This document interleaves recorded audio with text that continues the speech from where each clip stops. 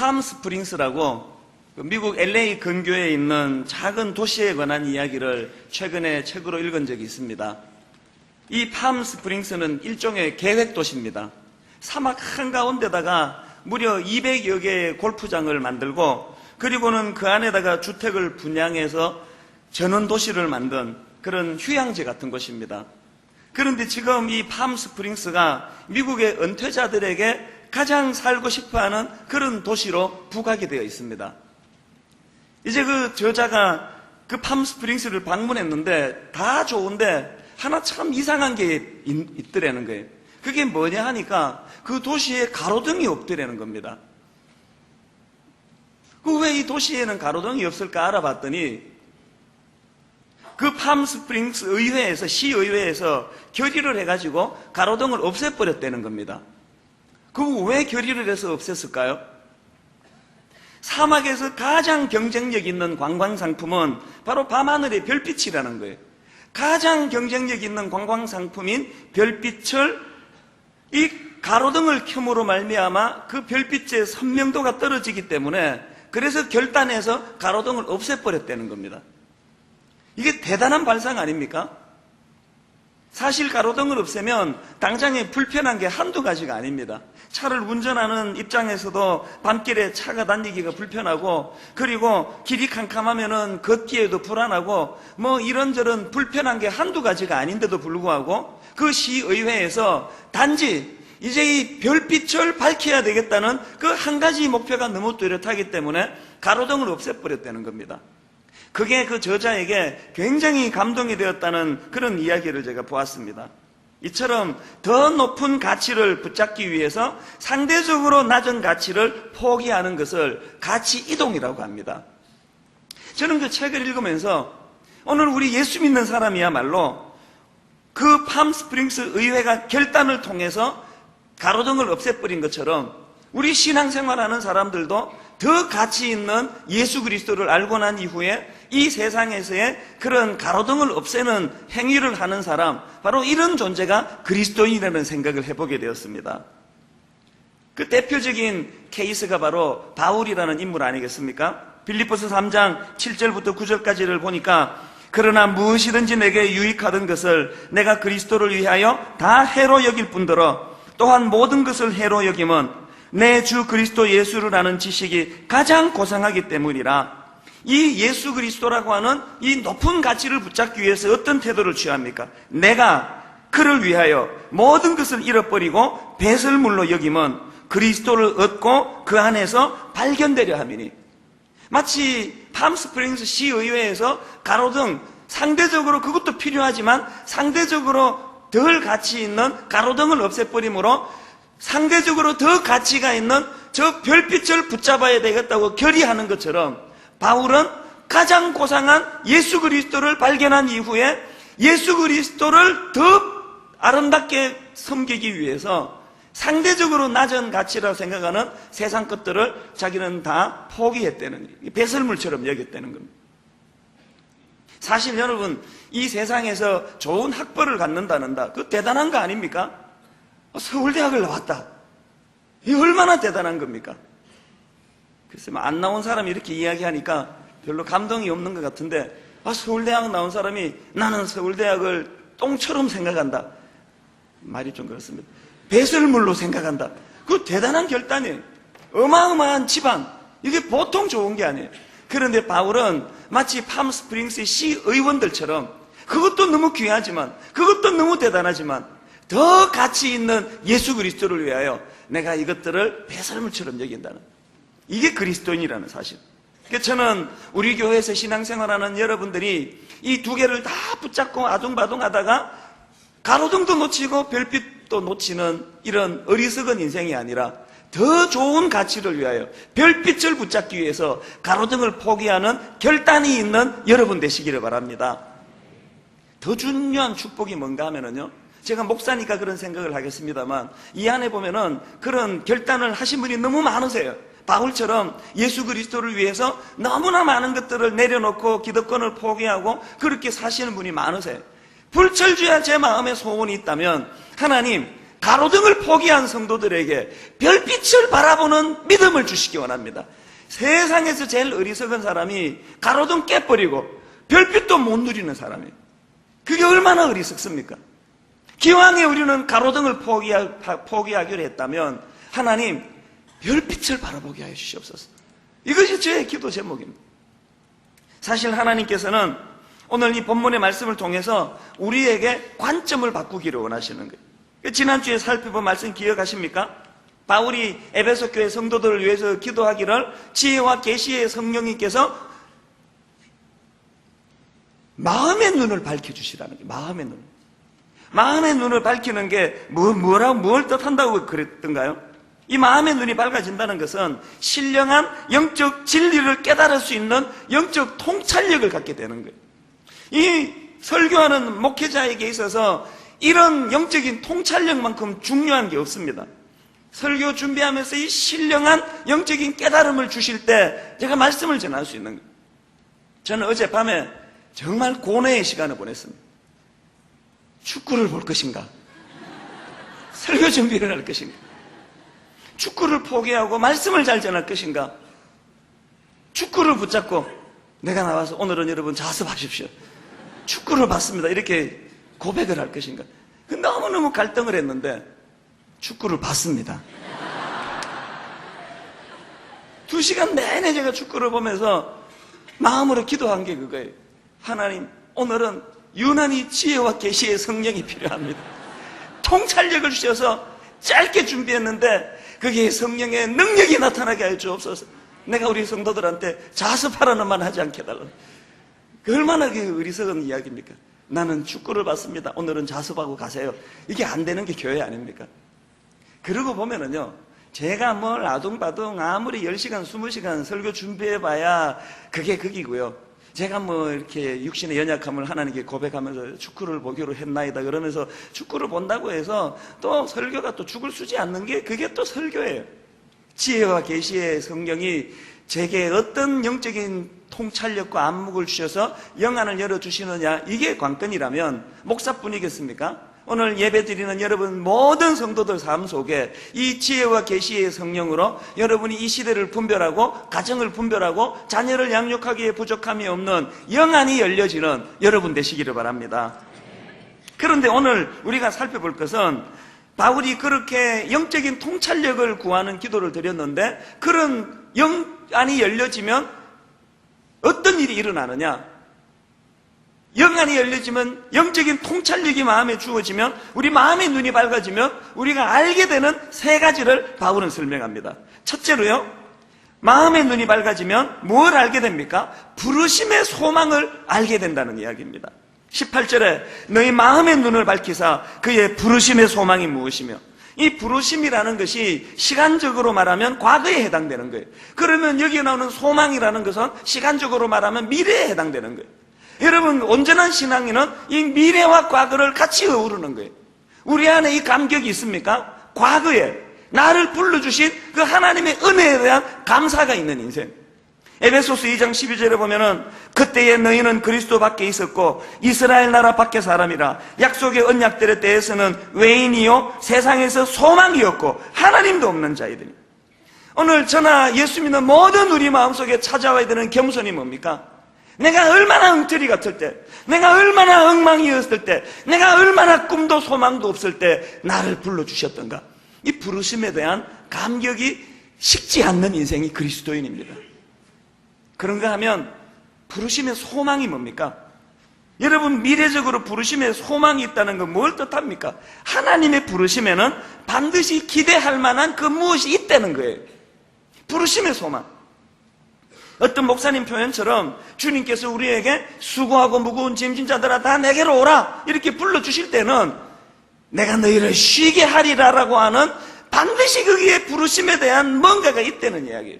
저는 인간인데도요, 항상 이런 부담을 갖습니다. 제가 오늘 설교를 맡았습니다. 여러분을 불러 모았습니다. 그러고는 제가 헛소리나 하고 엉뚱한 소리나 하고 여러분을 돌려보내면 저는 그것이 인간의 도리가 아니라고 생각합니다. 왜 축구를 놓고도 갈등하겠냐고요. 왜 새벽에 일어나서 갈등하겠냐고요. 제가 오늘 여러분을 불러 모아가지고 제가 성의가 없고 제가 엉터리로 말씀을 전해서 빈손으로 돌려보내는 건 이건 인간의 도리가 아니에요. 하물며 여러분 사람도 이런 부담을 가진다면 살아계신 하나님, 신실하신 하나님께서 여러분을 불러주실 때는 공연히 부르는 게 없다는 이야기예요. 이게 부르심의 소망이에요.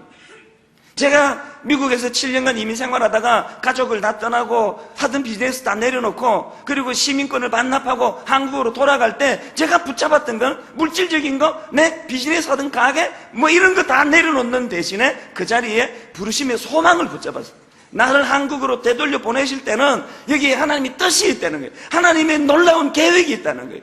그 하나님의 신실하심은 저를 실망시키지 않으셨습니다.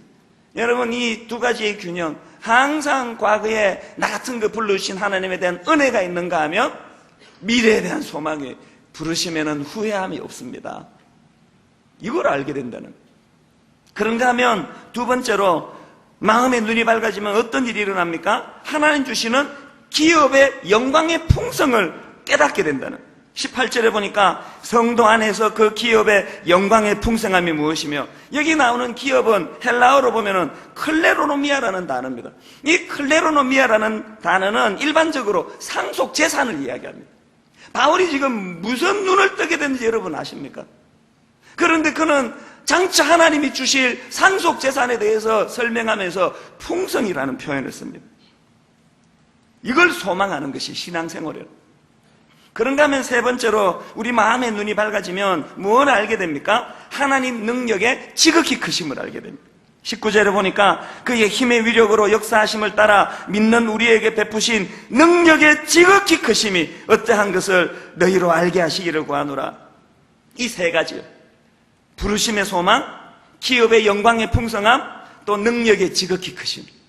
그런데 유명한 설교가 존 스타트 목사는 BST 에베소서 강해에서 이 부분을 이렇게 설명했습니다.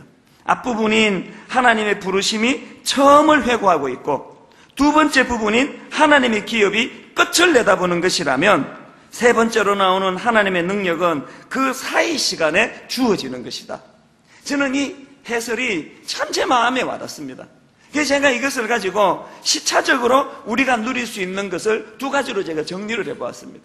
첫째로 지금 누려야 할 것들, 이 순간에 누려야 할 것들은 첫째, 둘째, 세 번째 중에서 세 번째, 뭐라 그랬죠? 하나님 능력의 지극히 크심. 19절을 다시 한번 보세요. 그의 힘의 위력으로 역사하심을 따라 믿는 우리에게 베푸신 능력의 지극히 크심이 어떠한 것을 너희로 알게 하시기를 구하노라. 여기서 바울은 지금 이 하나님의 능력의 위대함을 강조하려고 비슷한 단어, 동의어되는 단어를 4개를 지금 반복을 하고 있습니다. 한번 보시겠습니까? 힘, 그 다음 위력, 다 비슷한 이야기예요. 그 다음 역사하심, 그 다음 능력.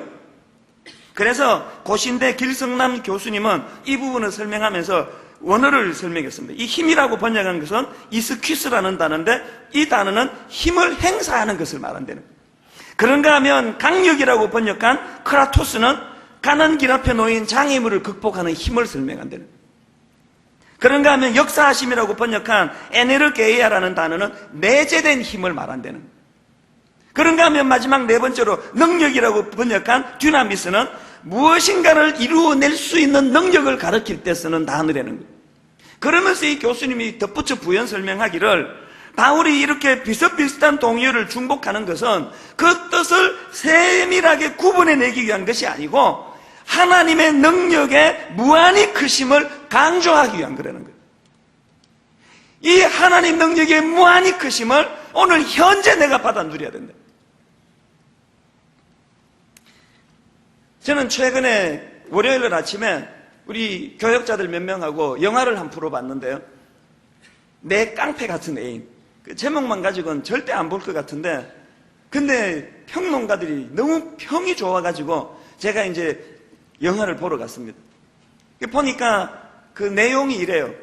요즘에 그 88만 원 세대라 그러잖아요. 우리 20대 젊은이, 30대 젊은이들이 너무나 세상에서 갈등하고 직장을 못 구해서 고뇌하고 이제 그런 이야기예요. 여주인공이 지방대학을 나옵니다. 지방대학을 나와가지고는 이제 서울에 취업을 했는데 불행하게도 자기가 취직한 그 직장이 석 달 만에 부도가 나와 쫓겨나버려. 실업자가 돼버렸는데 자기 아버지가 이 사실을 알면 당장에 그 시골로 내려오라고 그럴 것 같아서 부모에게는 말씀을 드리지 않고 자기 혼자 이제 지하 단칸방을 구해가지고 이제 수많은 데다가 이력서를 뿌리는 거예요. 그런데 이 여주인공에게 부족한 게 경력이에요. 요즘 말로 스펙이 부족한 거예요. 그래서 이제 면접을 보러 가다가 자기한테는 질문도 안 건네는 수모를 당하기도 하고 심지어는 춤을 춰보라고 이런 그 얕잡아보고 그 심사관들이 자기를 조롱하는 그런 아픔도 경험하고 심지어는 그 성적으로 내게 뭔가를 제공하면 내가 너 도와주겠다고 이런 수치스러운 제안을 받기도 하고 끊임없이 좌절하고 절망하고 눈물을 흘리는 그런 이야기예요. 근데 저는 목사니까 아마 그런 생각을 했겠습니다만 그 주인공이 비를 맞으면서 면접을 갔다가 수모를 당하고 눈물을 흘리고 술에 취하고 이런 모습을 보면서 자꾸 우리 오부 예배 드리는 우리 젊은 형제 자매들 얼굴이 자꾸 겹치는 거예요. 내 무슨 마음이 드는가 하면 오부 예배 와가지고 저렇게 뜨겁게 찬양하고 여러분 오부 예배 한번 드려보세요. 이게 뭐 진짜 이게 뭐 난리도 이런 난리가 아니에요. 막 얼마나 뜨겁게 찬양하고 뜨겁게 기도하는지 매주마다 부흥회가 열려져요. 그런데 이 아이들이 저렇게 절규하며 찬양을 할 때 엿새 동안 저런 아픔이 있었겠구나. 저런 사회에서 88만 원 세대라고 그렇게 참 비참한 그런 세대라고 규정지어지는 그런 절망이 저들에게 있었겠구나. 그게 자꾸 제 마음에 남는 거예요. 사실 그 영화를 조조에 봤습니다. 아침에 조조 할인 이것 때문에 교역자들에게 영화를 보여줘야 되는데 그래서 이제 우리 아침 일찍 보고 그냥 쉬자고 이렇게 좋은 말로 했지만 할인하기 때문에 제가 조조를 보러 갔어요. 아침 일찍 이제 영화를 보고 시간이 엄청 그날 많이 있음에도 불구하고 저녁이 될 때까지 마음에 아픔이 있는 거예요. 아, 우리 성도들이 엿새 동안에 얼마나 힘들고 고뇌하며 사시는 거구나. 그러고는 이제 그 다음 아침에 신문을 폈는데 공교롭게도 그 영화에 대한 평론가의 글이 있는데 뭐라고 평가를 했냐니까 이 영화는 조금도 과장이 되지 않은 절제된 영화라는 거예요. 쉽게 말하면 오늘 현실적으로 일어나는 이걸 가장 잘 묘사한 영화라는 거예요. 이 마음이 또 아픈 거예요.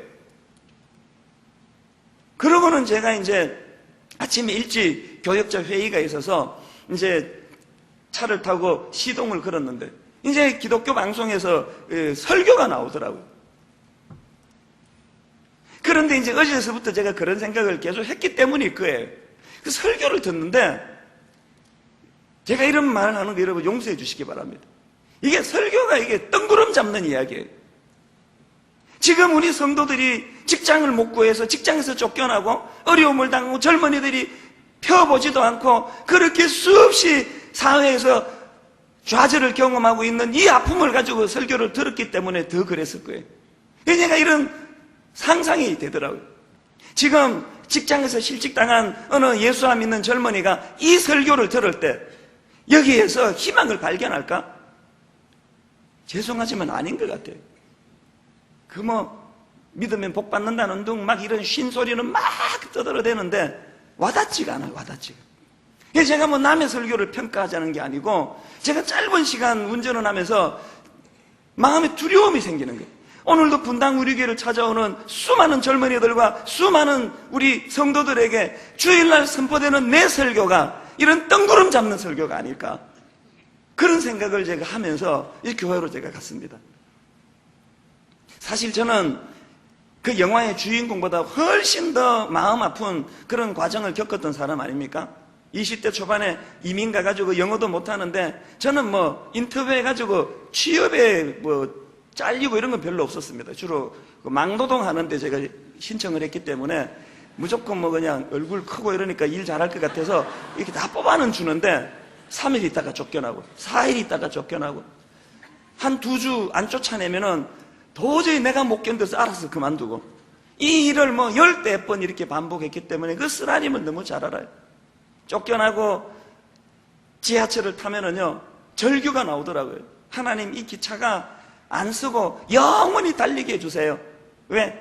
집에 가가지고 또 쫓겨났다는 이 말이 염치가 없어가지고. 그렇게 내가 엿새를 보낼 때 내가 너무 우라통이 터졌던 건 뭐냐 하면은 주일이 되면은요, 솔직히 교회도 안 가고 싶어요. 세수할 힘이 없어요, 세수할 힘이. 그래도 뭐 목사들이 그러면 되나 그래서 겨우겨우 주섬주섬 옷을 차려입고 교회를 가가지고 예배를 드리려고 앉아있으면 목사님이 틀린 거 설교하는 건 아니에요. 이거 다 맞는 이야기라는데 너무너무 우라통이 터지는 게 저게 나하고 무슨 상관이냐는 거예요. 그 홍해가 갈라진 게 지금 내가 직장이 취직이 안 되는데 홍해를 뭐 건너든 말든 그게 나하고 무슨 상관이에요, 그게. 막 마음에 막 분노가 쌓인 적이 여러 번 있었습니다. 그 목사님을 보는데 막 분노가 생기는 거예요. 뭐 저런 게 다 했나 막 싶고. 저 사람이 진짜 우리 아픔을 알고 설교하는 건지. 이게 너무너무 상처가 많았어요. 그래서 막 그 목사님은 너무 미워했습니다. 너무너무 미워하니까 하나님께서 네가 그 일이 얼마나 힘든지 몰라서 근데 네가 한번 해봐라. 그래서 내가 신학교 가가지고 지금 이러고 사는 거예요. 그 여러분, 내가 충고하는데요, 저를 너무 심하게는 미워하지 마세요. 내년에 신학교 갈지 모릅니다. 그래서 제 설교는요, 항상 거기서 출발이에요. 저는 신학교 교수님이 이찬수 목사가 굉장히 영적으로 깊은 설교야, 그런 평가 별로 바라고 싶지 않습니다. 영적으로 그렇게 깊어서 어디 쓰려고요?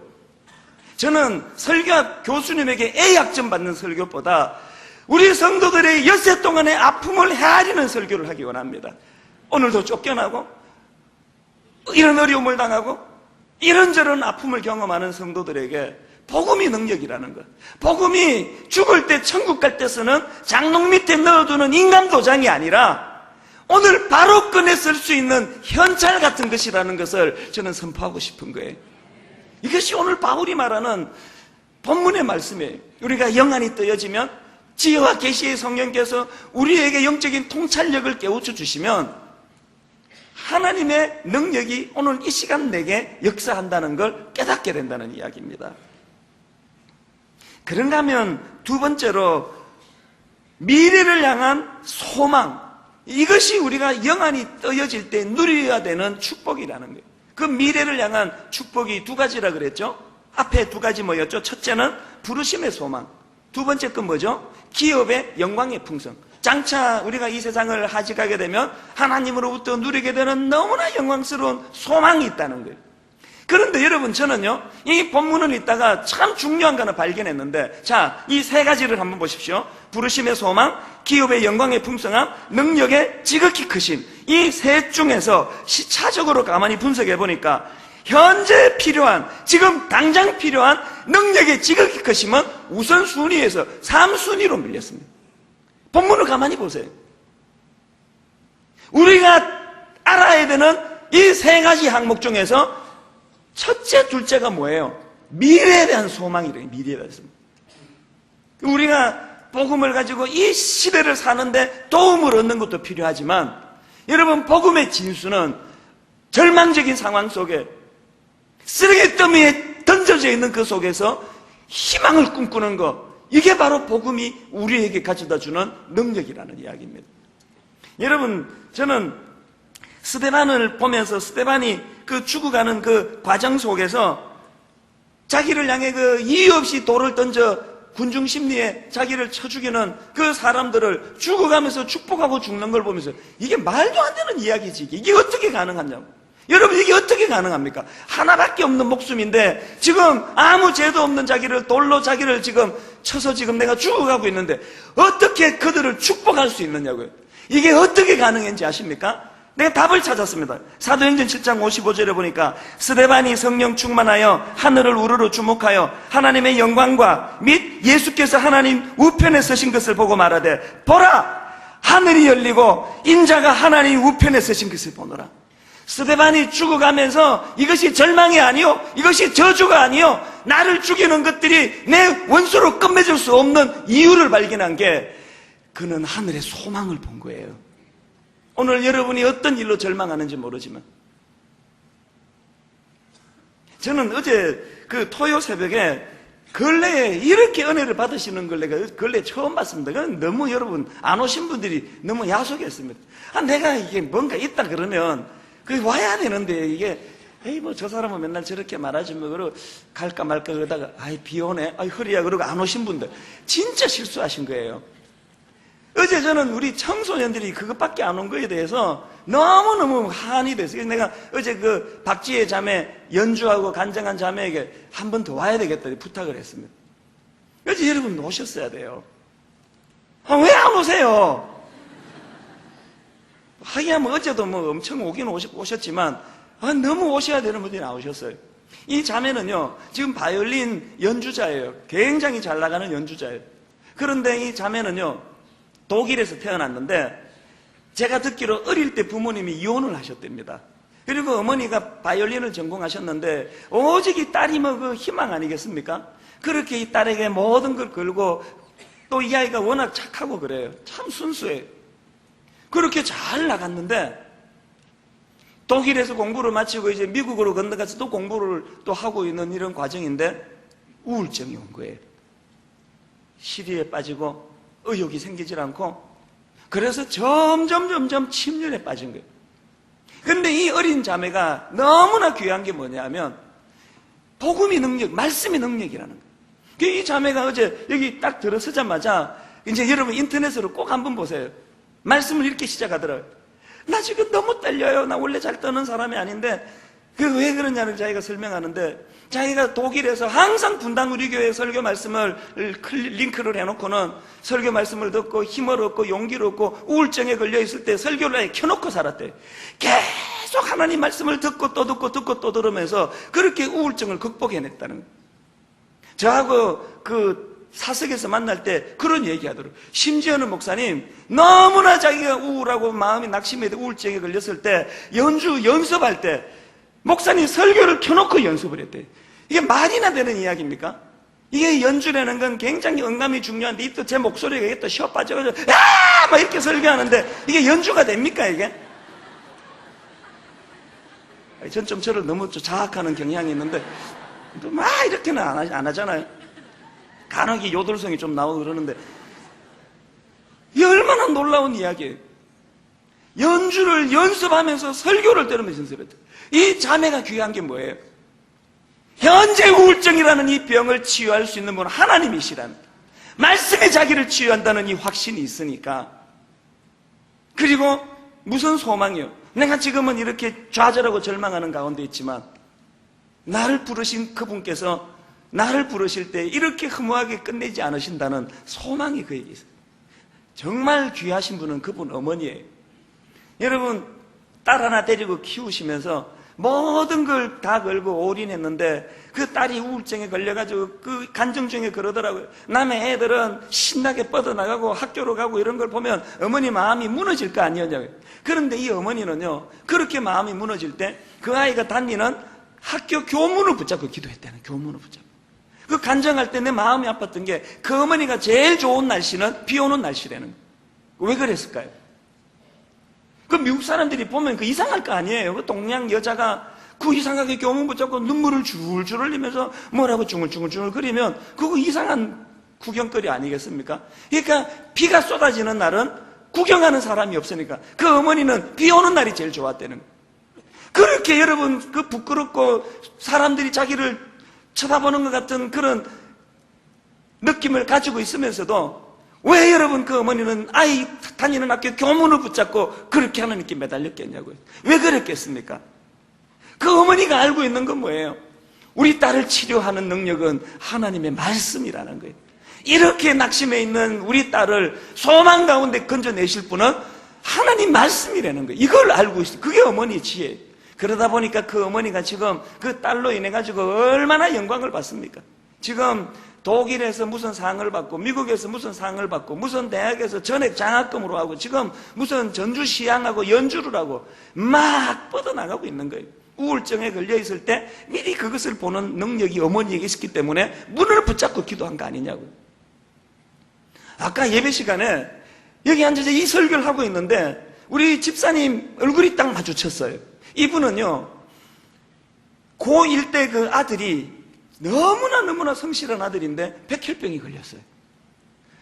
그 아버지가 어머니가 얼마나 좌절하겠습니까? 이제 이 아들을 향한 꿈이 산산조각 나는 상황 아닙니까? 한국에서 치료하다가 뭐가 여의치 않았는지 남편은 직장 때문에 여기 남아있고 어머니가 그 아들을 데리고 미국으로 갔습니다. 백혈병 걸린 아들 데리고. 너무나 절망적인 그 상황에 제가 너무 마음이 아파서 그 아이를 붙들고 기도해 준 기억이 나요. 예, 지금 담이 무너졌는데 네가 거기 깔려있단 말이야. 그러면 Why me? 왜 나한테 이런 일이? 이거 따지지 말고 담에서 빨리 벗어날 길이 뭔지를 네가 연구해라. 그걸 기억하고 있더라고요. 작년에 제가 안식년 때 동구에 집회를 갔더니 그 인섭이라는 그 아이와 그 어머니가 집회에 참석했는데 깜짝 놀랄 이야기하는 거예요. 그 아들이 하버드 대학에 들어갔다. 하버드 대학. 이게 내가 지금 이게 믿겨지지가 않아요. 항암 치료를 받으면 뭐 여러분 아시잖아요. 항암 주사 한번 맞으면 온 몸이 다 그 녹아내리는데 무슨 하버드 대학을 가는? 아까 그 이야기를 했더니 그 아버지가 애를 데리고 저한테 왔어요. 방학이라서 지금 여기 와 있대. 학교에서요 말렸대. 너 지금 공부하면 안 된다. 너 건강이라서 공부하면 안 된다. 아버지가 눈물이 글썽글썽해서 그런 이야기 하시더라고요. 너무나 그런 어려운 일이 있을 때 하나님께서 미리 자기를 제자 훈련으로 예비시키시고 준비시키시고 그리고는 그 아이에게 그렇게 권면했답니다. 이런 상황 속에서도 하나님이 너의 삶에 대해 계획하는 게 계신다. 말씀으로 그 아이를 위로하고 용기를 심어주니까 그 어려운 상황 속 내년 5월달 마지막으로 이제 백혈병 완치 판정을 지금 기다리고 있다는. 저는 어제 그 지혜자매의 간증을 들으면서 청소년들이 너무 적게 온 게 막 너무 답답하더라고요. 오늘 우리 청소년들, 좌절한 청소년들을 회복시켜 주는 거 말씀밖에 없는데 내가 이 자매 한 번 더 오라 그랬습니다. 한 번 더 와야 되겠다. 결론을 맺겠습니다. 저는 우리 교회에서 예배드리는 모든 성도님들에게 이 지혜와 계시의 성령으로 여러분의 영안이 열려져 영적 통찰력을 회복하게 되시기를 바랍니다. 그래서 현재와 미래를 어우르는 이 하나님의 능력 되시는 하나님의 말씀, 오늘 세례 받으시는 귀한 형제자매들, 입교 학습 받으시는 모든 우리 형제자매들에게 이 은혜가 넘치게 되시기를 주님 이름으로 축원합니다. 오늘 입교를 받는 우리 젊은 형제자매들 이 시간 좀 초청하고 싶습니다. 우리 입교 자리에서 다 일어나 보세요. 오늘 꿈을 꾸는 우리 젊은이들이 입교하는 이 과정을 통해서 큰 하나님의 은혜가 임하게 되기를 원하는데요. 내 단위로 초청합니다. 자, 이리로 올라오세요. 이쪽으로도 오시고 이쪽으로도 오시고 단으로 다 올라오십시오. 그리고 상징적으로 교회에서 이들에게 희망을 전하는 의미에서 조그만한 꽃을 하나씩 준비했는데 우리 목사님들하고 또 안내하시는 분들 다 나오셔서 우리 젊은 형제자매들을 축복해 주시기 바랍니다. 이쪽으로도 오세요. 이쪽으로도 오고 당당하세요. 어깨 다 펴고 그 왜 고개 숙이면서 나와? 당당하게 나오세요. 저를 째려보면서 다 나오세요. 그리고 우리 부모님들, 아버지, 어머니, 또 우리 가족, 그리고 나는 쟤랑 뭐 아무 관계가 없지만 너무 내 쟤를 축복하고 싶다. 그런 분 있으면 지금 나오세요. 누구라도 좋습니다. 부모님들 다 나오세요. 말 많이 하지 마시고 껴안아 주세요. 사랑으로 껴안아 주시고 격려해 주시고. 이 아이들이 어디서 희망을 얻을 수 있습니까? 오늘 입교하는 이 아이들을 주님 이름으로 축복하면서 꼭 껴안아 주세요. 우리 부모님들 손을 잡아주시고 껴안아 주시고 입술로 사랑을 고백하시고 오늘 이 바울이 말한 세 가지 축복이 너에게 임하기를 바란다. 우리 이 아이들을 축복합니다. 꼭 껴안아 주시고 축복하시고요.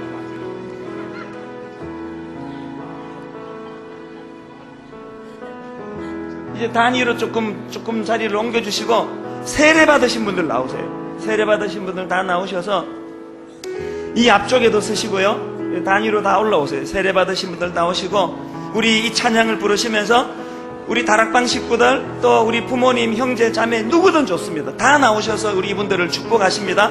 앞을 향해 나서 주시고요. 이렇게 찬양합니다. 평화, 하나님의 평화가 오늘 세례 받으신 분들 주님 이름으로 축복합니다. 여러분 다 나오세요. 누구든지 나오셔서 축복합니다. 손을 잡아주시고 껴안아주시고 입술로 축복합니다. 평화 하나님의 평강이 당신의 삶에 넘쳐나기를, 우리 입교받는 아이들에게도 축복을 손을 뻗어 다시 한번 찬양합니다. 평화, 하나님의 평강이, 평화. 앞으로 더 나오세요. 자기 많습니다. 앞으로 더 나오세요. 당신의 삶에 넘쳐나기를 평화, 마음을 다해서 축복합니다. 당신의 삶에 가득하기를 축복합니다. 우리 젊은이들 눈에 감격의 눈물이 고여 있습니다. 다시 한번 고백합니다. 기쁨, 하나님의 기쁨이,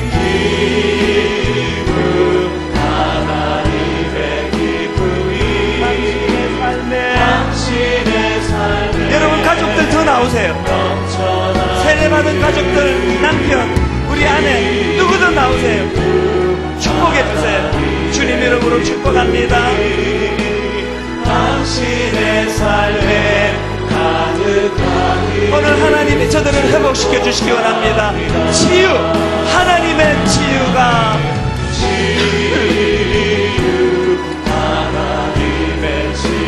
당신의 몸에 나타나기를,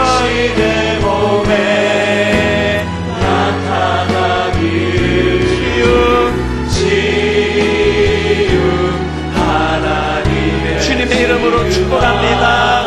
당신의 몸에 나타나기를 축복합니다. 우리 옆에 계시는 분들 주님 이름으로 서로서로 축복합니다. 치유, 하나님의 치유가, 옆에 계시는 우리 사랑하는 지체들을 주님 이름으로 축복합니다. 당신의 몸에 나타나기를, 치유, 하나님, 모든 우리 지체들을 주님 이름으로 축복합니다. 당신의 몸에 나타나기를 축복합니다. 축복합니다. 우리 두 가지로 서로를 축복하며 기도합니다. 하나님, 복음의 능력이 현재 필요합니다. 이 복음이 여러분 천국 갈 때 쓰려고 장롱 속에 넣어두는 인간 도장이 아니에요. 오늘 이 시간 꺼내 쓸 통장으로 여러분이 받으시기를 바랍니다. 그런가 하면 저들에게 소망이 부어지기 원합니다. 우울증에 걸려있는데, 남의 자식들은 저렇게 뻗어나가는 내 아이는 우울증에 걸려 방에 누워있는데, 교실 문을, 학교 교문을 붙잡고 비 오는 날을 기다리며 기도했던 그 어머니의 심정이 바로 이 치유를 향한 소망이라 생각합니다. 우리 자녀들을 품고 이 단 위에 올라와 있는 아이들 몸에 손을 얹고 이 시간 머리에 손을 얹고 같이 한번 기도하십니다. 합심해서 두 가지 가지고 같이 가정을 위하여, 자녀들 위하여 같이 기도하십니다. 살아계신 하나님 아버지, 오늘 주님 이름으로 세례받고 입교하고 학습받은 모든 주의 자녀들을 축복합니다. 하나님, 오늘 주신 말씀처럼 현재 필요한 복음의 능력이 필요합니다. 오늘 이 시간 필요한 복음의 능력을 주시옵소서. 그런가 하면 우리가 장차 누리게 될 영광을 꿈꾸게 하여 주시옵소서. 살아계신 하나님, 오늘 하나님의 은혜가 부어지게 하여 주시옵소서. 온 마음을 다하여 주님 이름으로 축복합니다. 몸에 손을 얹고 머리에 손을 얹고 안수하며 기도합니다. 살아계신 하나님 아버지, 오늘 단 위에 올라와 있는 우리 귀한 세례받은 지체들, 성령님 저들을 붙잡아 주시옵소서. 오늘 입교하는 모든 우리 귀한 형제자매들, 성령님 저들을 인도하여 주시옵소서. 눈에 눈물을 닦아주시고 아픔을 치유하여 주시고 살아계신 하나님 아버지의 능력을 경험하는 아름다운 예배가 되도록 주님 인도하여 주시옵소서. 하나님, 주님을 갈망합니다. 주님을 이 시간 사모합니다. 주님, 이 시간 주님을 사모하는 자들에게 임하여 주시옵소서. 능력으로 나타나 주시옵소서. 싸매어 주시옵소서. 치유하여 주시옵소서. 존귀하신 하나님 아버지, 이 시간 주님의 은혜와 넘치는 사랑이 있도록 도와주시옵소서. 계속 기도하실 분 기도하시고 찬양합니다. 회복, 하나님의 회복이, 회복, 하나님의 회복이 당신의 삶에 넘쳐나기를, 회복, 하나님의 회복이 당신의 당신의 삶에 가득하기를 축복합니다. 마지막으로 진심으로 축복합니다. 회복, 하나님의 회복이,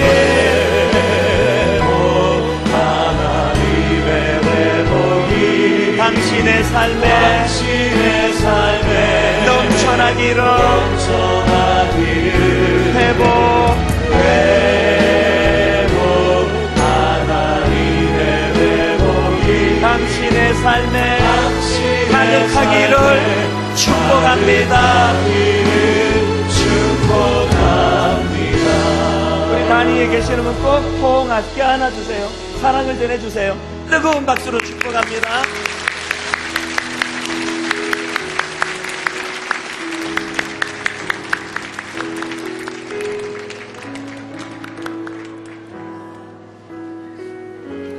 교회에서 이런 축복이 넘쳐나기를 원합니다. 장롱 속에 묻어둔 하나님의 능력을 다 끄집어내시고 오늘 이 시간 사용하시고 내일 사용하시고 하나님의 은혜가 넘치기를 바랍니다. 다 자리에서 일어나셔서 이제 우리 찬송가 428장입니다. 찬송가 428장 1절 4절 찬양하고 예배를 마치기 힘차게 찬양합니다.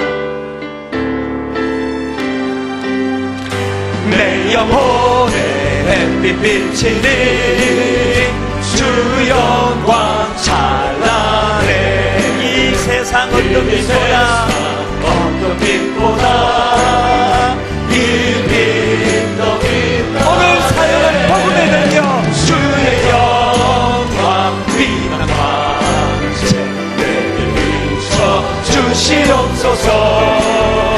그 밝은 얼굴 내올 때 나의 영혼 내 영혼에 내 영혼이 희락이 있고 큰 소망 넘치네. 아멘. 주 예수 복을 주시고 또 내려주시네. 주의 영광 빛난 광채 내게 비춰 주시옵소서. 그 밝은 얼굴 내올 때 내 영혼에 희락이 있고 내 영혼에 희락이 있고 큰 소망 마음에 상함이 있는 분들에게 이 시간 치유가 일어나기 원합니다. 주 예수 복을 주시고 오늘 이 시간 또 내려주십니다. 아멘.